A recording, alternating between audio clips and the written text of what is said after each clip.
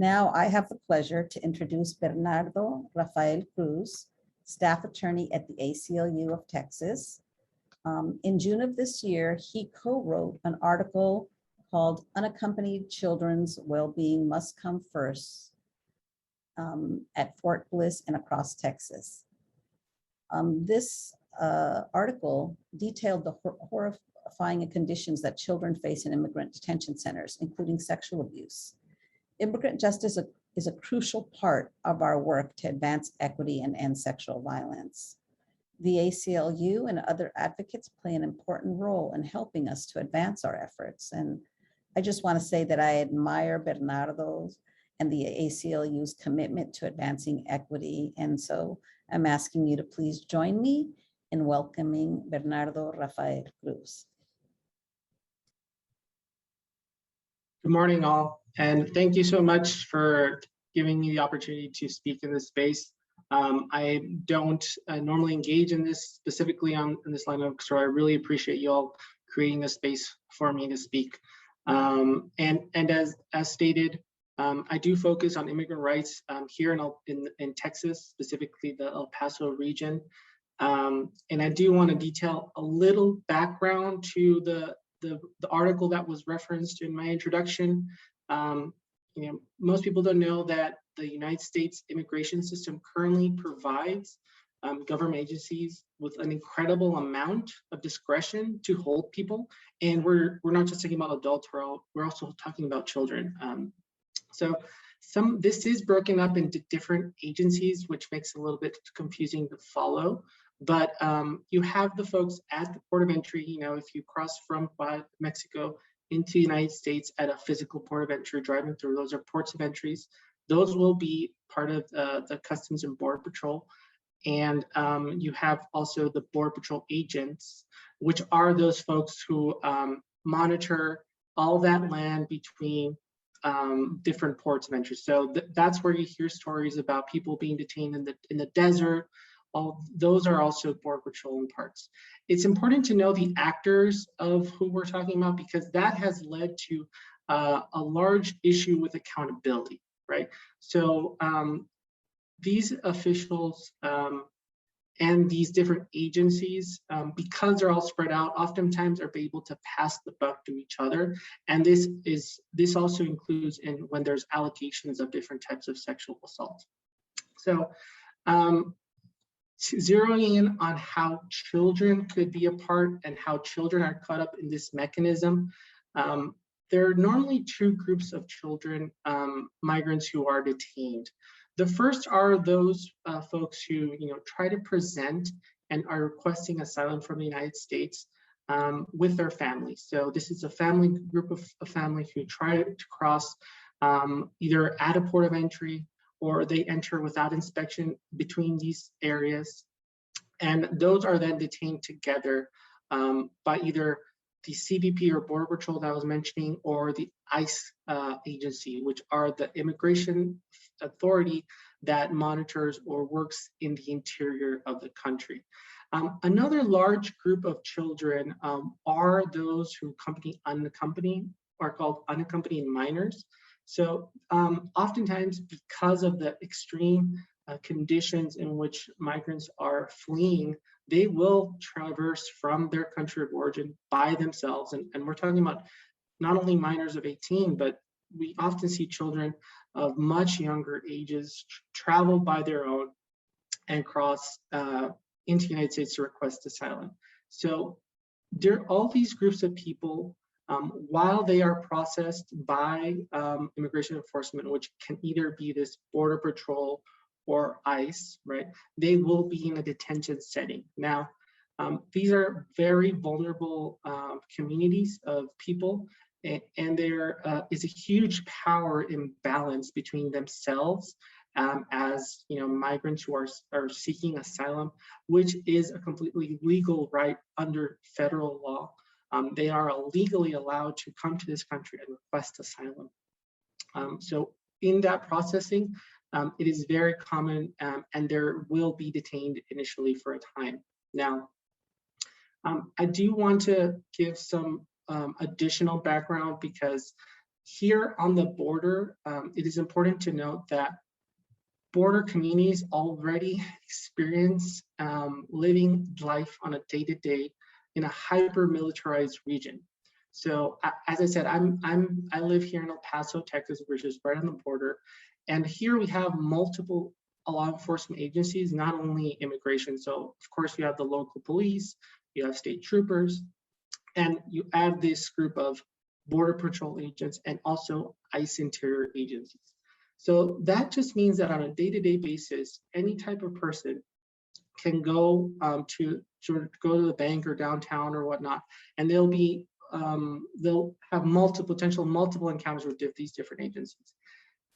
That, of course, is very problematic because in the pursuit of their enforcement capabilities, there's been several instances where Border Patrol agents, there's been instances where Border Patrol agents are engaged in some type of chase where they try to stop someone in which they suspect is a migrant has crossed without inspection. And this has caused actual accidents and fatalities in an area like El Paso. So I think it's important to know that in this greater context of immigration enforcement, really trying to pinpoint that effect it has had on local communities like El Paso, and not just El Paso, of course, but throughout the whole border with Mexico. Now, there was a reference in my introduction to that article written about the children, specific children who were held in ICE in government facilities. I also want to point out that a big difference and a big importance in identifying these different actors, right, is that the facility in the article references an emergency intake site that was created by the Biden administration just to hold what are recently arrived children, or like I said, unaccompanied minors, and to hold them for a time while they are then processed. And what that means is the United States will try to find either a family member who's in the United States, or they'll try to find a sponsor that will receive the child, right, in the United States while their asylum claim goes forward. This time can vary, and there was also some problems in the length of time that we're seeing kids being held in that facility. If you turn the page to another agency actor, which I mentioned, which is ICE, those are the ones who manage these detention facilities all throughout the interior of the country. So those facilities you'll see in the interior of the country and in the border. So in El Paso itself, like I said, we have the Border Patrol who detains people at the border, and then we have these other intake facilities managed by the government. And then we also have these other facilities managed by ICE, which is where most of the immigration detainees, adult men or women, are held while their immigration case goes forward. And in those scenarios as well, there's been multiple allegations, and there's actually a report that there were from 2010 to 2016, there were around 14,700 complaints alleging sexual and physical abuse against ICE agents. So these are immigrants who are being held by ICE in these types of federal immigration detention facilities. This is reflected as well in El Paso, where we have one of the El Paso Processing Center, where there have also been allegations against ICE officials there. This was as recent as 2018, 2019, where there was allegations of sexual assault by the guards, right, ICE guards, against the detainees. So that's a problem that unfortunately is not just seen in the children's context, but also seen in this other detention context. And I do want to move over to, as we were discussing, the Border Patrol Facility Center in El Paso. So this is the facility that was referenced in the article. This was a particularly challenging location. So once again, going back to the different actors, right? Border Patrol, which is the agency that detains a migrant if they cross over the border, if they cross over physically, or if they swim across the river, Border Patrol will be the ones who detain them. Now, Border Patrol facilities, which are dotted all across the border, are notoriously dangerous locations. They're notorious for their horrible conditions, mistreatment, and verbal abuse of migrants. It's just a place that's been very problematic. And it's also been a deadly location for children. These are facilities that are not set up to receive people. They oftentimes don't have very little bathrooms, if any. They don't have any beds. They're very small. And oftentimes, and there's been multiple reports, not only from complaints made by different NGOs or advocates, but also reports made by the government itself detailing how these conditions are being set. So one example was placing migrants, which included children, in a facility where that was designed for 20, 30 people. They would fit in 80, 90 people in a single room or cell. So in that context, obviously, once again, the authority or power dynamic between any type of official or guard or person monitoring is incredibly different from obviously a migrant who's in this very problematic position.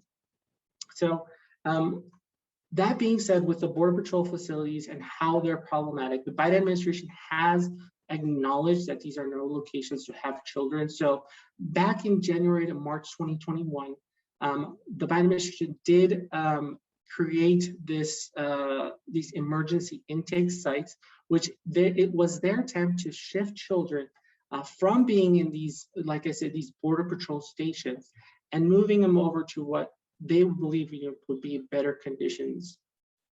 And this was obviously welcomed in their effect to move kids out of Border Patrol facilities itself. Now, even then, children should not be in any type of detention center context. For the ACLU's position and mine personally is that immigrants should not be detained at all. But in this type of situation, if the children are detained, they should be detained as the least amount of time possible. And in establishing these emergency intake facilities, like the one we saw in El Paso, which once again, this is a facility where there was only unaccompanied children. They should be there the least amount of time possible. Now, the facility that we're talking about here was built and handled in Fort Bliss, which is a military base. It was El Paso. The El Paso region is a pretty arid area, so we do have high temperatures, and the climate can be pretty rough here. So the facility that was built was actually tent-like facilities that were very enormous spaces. So we're talking about a football-sized tents that they were programming to hold.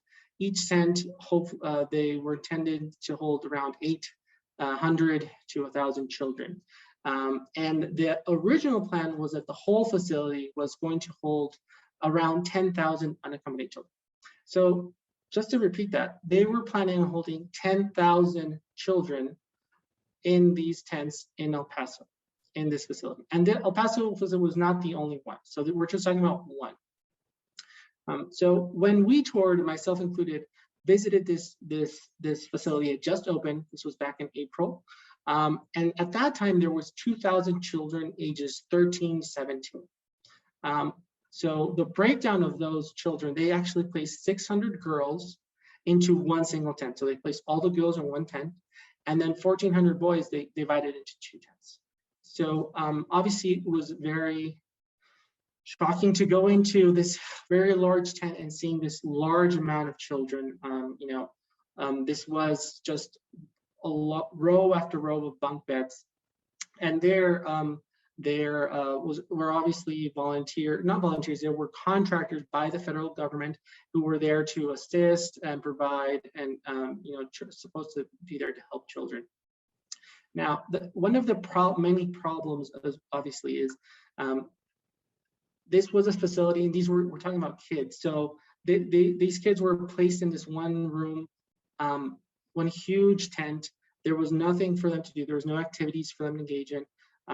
And if you put 600 or 800 kids in one single tent, problems can arise, of course. The facility itself, did not have any type of really mechanism for children to play around or engage in. There was a football court that they had to walk through the desert heat to get to, which was not adjoined or connected to the facilities.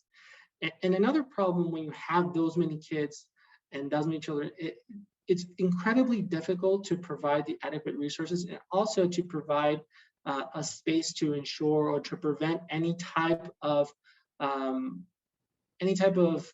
support or mechanism to ensure that there's no type of violence occurring, either between the children or between staff and the children. Now, there's of course supposed mechanisms, but the enforcement of these and accountability of these were particularly difficult in that setting.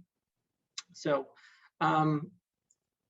unfortunately, after we visited and during the time that this facility is being used, there were very multiple reports just also by other advocates and by other organizations detailing very concerning issues with the children.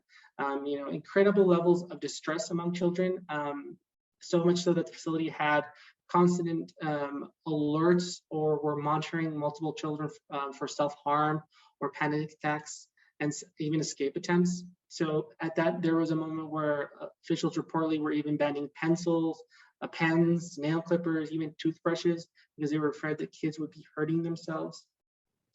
And obviously that's a very problematic situation.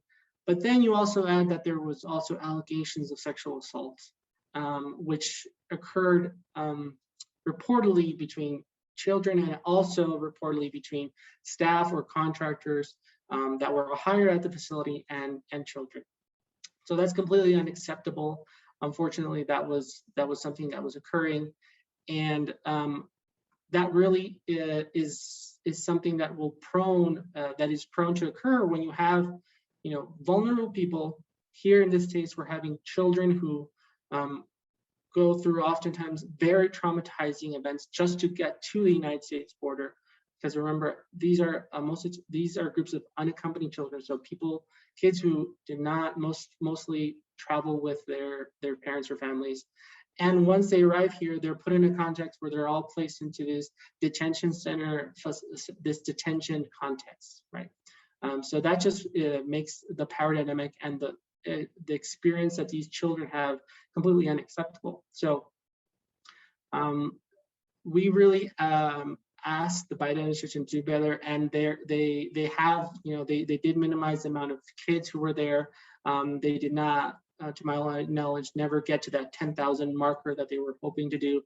But it's still a problem that in the end we have children who are not, like I said, only children, but children and other migrants who are in this detention space, who are detained and for all intents and purposes are being held prisoner in these facilities that have these just marker and history of very large amount of problems that never get resolved, or there's very little accountability against these government agencies. Now, the agency, once again, going back to the actors, the agency that managed the El Paso site was the Health and Human Services Agency in the United States. So it is separate from the CBP and ICE facilities. So that just highlights that regardless of the agency, there has to be accountability to what happens to migrants in detention, especially when we have a situation with children being detained. And I know we have a set line, Timid, so I think I'll end there. Thank you.